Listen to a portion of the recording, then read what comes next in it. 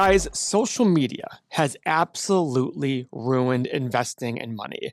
There are so many idiots out there just saying absolutely false statements. I will say some of these statements are open to interpretation and could be opinion based, but a lot of them say things that are incorrect. And here are the 6 that have irked me the most over the years. Some of them are similar, some of them are opinion based, some of them are lifestyle based. But I want to talk about these in order to get everybody to understand that don't just take what people on social media say to be truth. The first one, and this drives me absolutely nuts, and that effing idiot Robert Kiyosaki says this all the time. Your house is not an asset, it's a liability. Okay, why? Because you buy it, then you pay property taxes and a mortgage and utilities? Sure, but guess what? When you're paying rent, you're paying somebody else's property taxes, mortgage, maintenance, all these other things. So if one is a liability because you're paying these things, and the other, what's that one? Not a liability? Well, Paul, you can move. Yeah, great. But at least when I own a home, I have an asset that I'm paying down debt on that's increasing in value. It's basically a forced savings account. Now, you got to understand, I don't believe everyone should own a home. I don't believe that's the thing we should be pushing on everybody. But to say it's not an asset is one, changing the entire definition of what an asset is. That's absolutely asinine. And 2, okay, then do you own a car? Why do you own clothes? Go rent your clothes. You can rent clothes. You know that, right? There are ways to rent clothes. Women do it all the time on Rent the Runway or whatever it is. Now, that's an extreme because it doesn't have ongoing costs. But at the end of the day, let's not change this decision. Let's not change the definition of what a home is. A home is an asset. Accounting says it's an asset. Yes. Does it cost you money? Yeah. And I think people should understand the true cost of home ownership before getting into it. Because I'll hear a lot of people say, well, my rent's $1,200. I could buy a home for $1,200 for my mortgage payment. Well, yeah, but you do have other costs involved, and that should be factored in. But to sit there and say that it is not an asset is absolutely one of the dumbest things out there. If you see people saying, and I'm not kidding about this one, there'll be other comments here where I say, you know what? Understand what they mean there. This one, avoid those people like the plague. I've literally never seen anybody say that the home is not an asset. I thought, you know what? I actually respect them, but I disagree. I absolutely do not respect anyone who says that. Second one, and this one makes me laugh because I see it all the time on Twitter. If you see 2 people driving down the road, one's got a Corolla, one's got a Mercedes. The guy in the Corolla is richer than the guy in the Mercedes. Shut the fuck up. Guys, I once trolled on Twitter, and you can probably see it on my Twitter sometime in the past, where I wrote, I was on the freeway exit. I was behind a Corolla where literally the muffler's falling off. It's rusted out. I took a picture and said, God, I think I found the richest person in Ohio here because this Corolla is so bad. He must be the richest person. Guys, yes, there are a lot of people out there who try to live a lifestyle that they can't afford by buying a Mercedes when they should buy a Corolla. But to say the person who drives the Corolla is richer, guys, I know a lot of wealthy people. Guess how many of them own a Corolla? 0. Not a single one of them drives a Corolla. And when I say wealthy people, I don't mean somebody who is now a millionaire because they saved their home value, blah, blah, and they're still in their 30s. I'm talking about like a real, true, wealthy person. Somebody who's got enough money where they can make whatever decisions they want. That is a wealthy person to me. They don't have to work. They don't drive Corollas. I'm sorry. My father is a very wealthy man. He drives a Grand Cherokee. Okay. He doesn't drive a Corolla.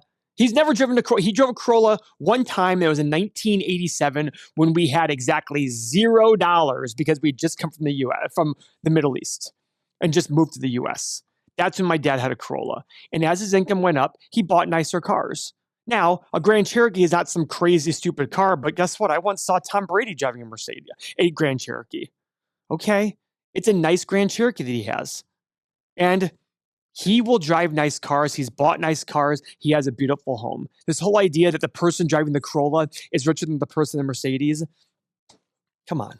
Now, if you go to a bad neighborhood or a neighborhood that's lower income and you see somebody driving a Mercedes and somebody driving a Corolla, I'd sit there and say probably their priorities are a little bit different. And that's a good thing. But in general, give me a fucking break. Not a single person I know who's truly wealthy drives a Corolla. Which leads me to my third statement. Spending is bad. that you're stupid for spending $5 on a cup of coffee. No, it's priorities. I always tell people, if you just spend on everything to spend, that is dumb. If you're sacrificing your retirement in order to spend and get luxury items, that is dumb. If you're not able to save anything because you're too busy spending, that is dumb.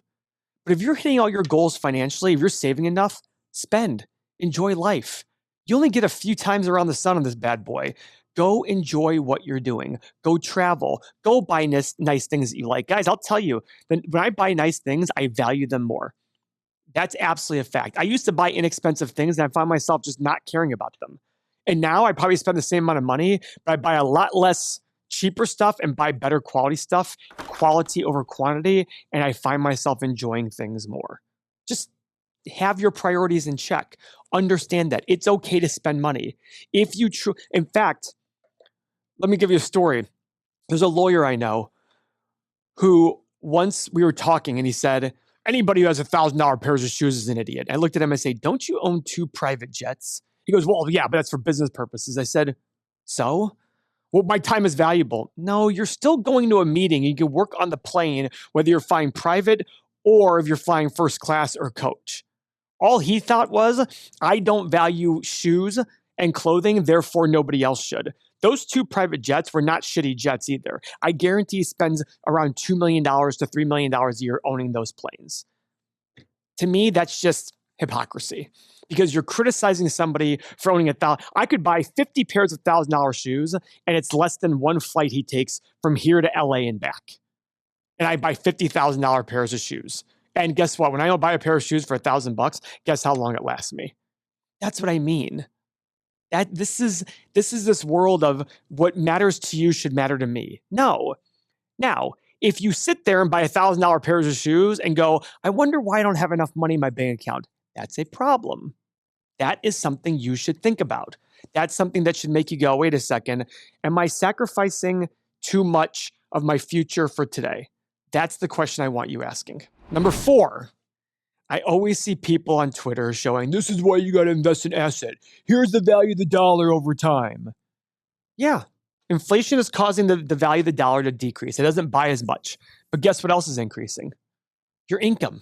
In fact, real incomes are up a ton. This is real income. This is after inflation. This after factors in. And guess what? 1985 to now, we have more after inflation income than we did before. And guys, every other stat in history going back hundreds and hundreds and hundreds of years shows that even after inflation, lives get better. Stop focusing on the devaluation of the dollar. Stop focusing on that. It's absolutely asinine. Focus on the real change in money. Is your income going? If the value of the dollar fell in half, but your income tripled, you'd be happy. Who cares about the devaluation of the dollar? What you should be worried about is the dollar fell in half and means my income only went up by 20%. That's a problem. And that will happen at times. Right there, right there, right there. But over long periods of time, guess what's going to happen? You're going to be able to buy more because your income is going to go up over time. Anyone who says otherwise is a moron. Stay away from them. It's just these cool, cute talking points. This is why you got to buy assets because the devaluation of the dollar is ruining this country. Okay. Yeah, debt is a problem for this country. But we're going to have it. We had inflation even when we had reasonable debt levels. The point is, your income is probably going to go up over time at a faster clip than inflation. Focus on that. Now, this next one, the 5th one, is open to some sort of situational issues here. I've talked about this in the past. Everyone talks about you must have an emergency fund. I do not agree. I personally believe you should have a high credit card limit on one card that you only put a Netflix charge on every month to keep it active. That's your emergency fund. Because guess what emergency funds are for? The key word here. This is what an emergency fund is for. You ready? Emergencies. How often should you have emergencies? Every few years. If your idea of an emergency is hot water tank goes out, guys, that's $1,000 to $2,000. If you don't have that money, emergency fund's not going to save you. That's not going to save you no matter what. Emergency fund, people say, well, what if I lose my job and I don't have a job for 6 months? Go on the credit card. for a couple of reasons. One, it's for an emergency. And two, if you have to declare bankruptcy, your credit card is on there. But if you sacrifice early from your retirement, your 401k, your IRA, you're taking money out of the most important time of your years. So for example, let's say you make $75,000 a year and you want to have 6 months of your spending in an emergency fund. Okay. After taxes, let's say you're left with 50 and you want to save 15% a year. So you're down to 42.5.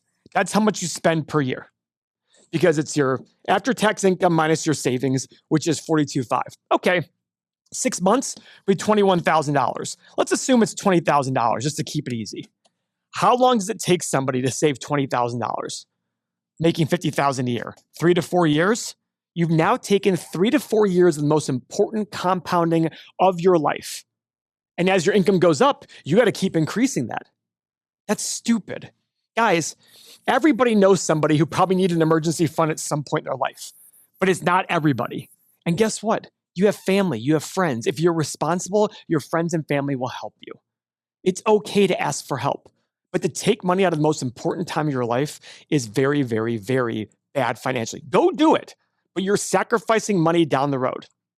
I shouldn't say it's bad, but I want you to understand the numbers behind it. You are absolutely sacrificing, but if you need that to sleep at night, I will never argue about it, ever.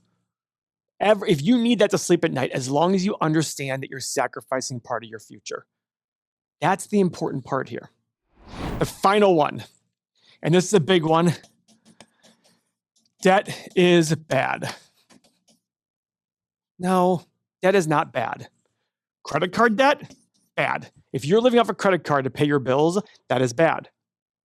If every single time you want a car, you have to sit there and take a 84-month loan to pay for the car because you can't afford it, that is bad. Home mortgage, not bad. Especially when rates were 3%. But even now at 6.25%, 6.5%, over a 30-year period of time, you can beat that. So you shouldn't be paying your debt off quickly. Use somebody else's money to go reinvest. If you have a mortgage at 6.25 and you can invest and get a 10% return, when you pay off the 6.25 early, you're losing 10%. So you're losing 3.75%, the difference between what you can earn and what you're paying. Now, if it's a short-term loan, like a car loan, things like that, you have 7 or 8, please pay it off. Get rid of it, especially if you're the kind of person who wants to keep cars for a long time. But don't consider all debt bad. Not all debt is bad. You know, it's funny. Somebody recently said to me, Paul, you have all this real estate. Why do you keep refinancing? I'm like, because I want to take the money and go make more with it. Well, why don't you just pay it off and you'll have all this other income? I'm like, because I want to go sell. If I go refinance it, take the cash that's tax-free and go buy more real estate, I can grow my portfolio and make more money that way. That's what's important to understand. So guys, these are only 6 things and there's a ton of them. But when I see these things on social media, it absolutely makes me cringe. It is the most awful stuff to sit there and say. Now guys, these are certain mindsets that I want people to have going into it. You might not agree with me on these. And by the way, if you don't, right below, I really want to hear like what's the reason why on the non-opinion ones. For example, like the devaluation of the dollar with incomes going up. That's where I want to sit there and see how is it bad if your income is growing faster than the dollar is devaluing. How is that a bad thing? Because guess what? If the dollar was flat, your income wouldn't grow up as much. So you'd probably have the same real growth. But either way, there's a certain mentality I want people having when they think about money. In the investing world, I call it principle-driven investing. These are 5 tenets that I created saying, listen, this is how money should be thought of. This is how investing should be thought of. This is a new way of thinking. Now, if you're interested in learning about those, if this video made sense to you and you want my 5 tenets, click the link below. We will email you our PDF absolutely for free. So you can go take a look at it, understand it. But one thing I want you to do is don't just look at it once. I want you to actually keep it on your desktop. Set a reminder in your phone. You can do it to remind you every week or two to go read them. They're 5 simple tenets, and the PDF will explain them to you. But if you like this mentality stuff, that's the kind of thing you need to be doing to be successful in investing. So click the link below, download the PDF, and I will see you later. Thank you for your time.